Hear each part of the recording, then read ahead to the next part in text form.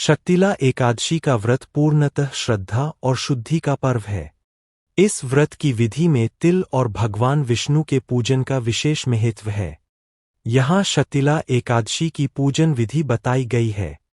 एक प्रातः काल की तैयारी। संकल्प: सुबह जल्दी उठकर स्नान के पानी में तिल मिलाकर स्नान करें। साफ वस्त्र धारण करें और भगवान विष्णु के समक्ष हाथ में जल लेकर व्रत का संकल्प लें। शुद्धि: इस दिन मन में किसी के प्रति द्वेष न रखें और केवल सात्विक विचार ही लाएं। 2. पूजा की वेदी बनाना। घर के मंदिर या किसी स्वच्छ स्थान पर एक चौकी रखें और उस पर पीला कपड़ा बिछाएं। भगवान विष्णु की मूर्ति या चित्र स्थापित करें।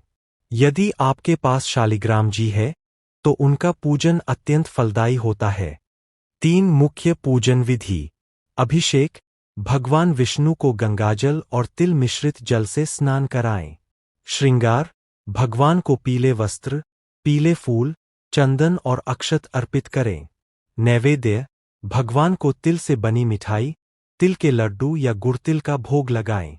विशेष नोट: भगवान विष्णु के भोग में तुलसी दल, तुलसी का पत्ता अवश्य रखें, इसके बिना भोग अधूरा माना जाता है।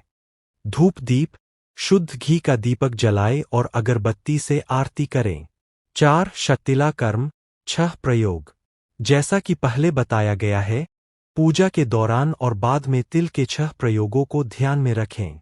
स्नान, उपटन, तर्पण, हवन, दान और तिल का सेवन।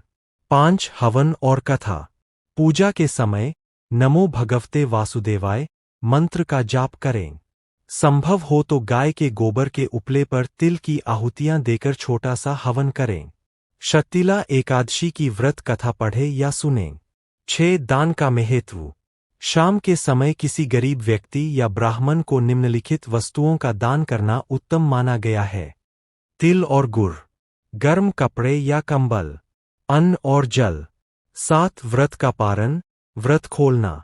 अगले दिन द्वादशी तिथि को सूर्योदय के बाद पारण किया जाता है। पारण से पहले किसी ब्राह्मण को भोजन कराएं या दान दें, उसके बाद स्वयं प्रसाद ग्रहण कर व्रत खोलें।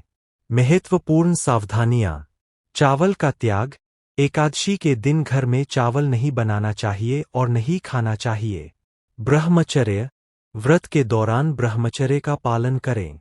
वर्जित: लहसुन, प्याज और तामसिक भोजन से दूर रहें।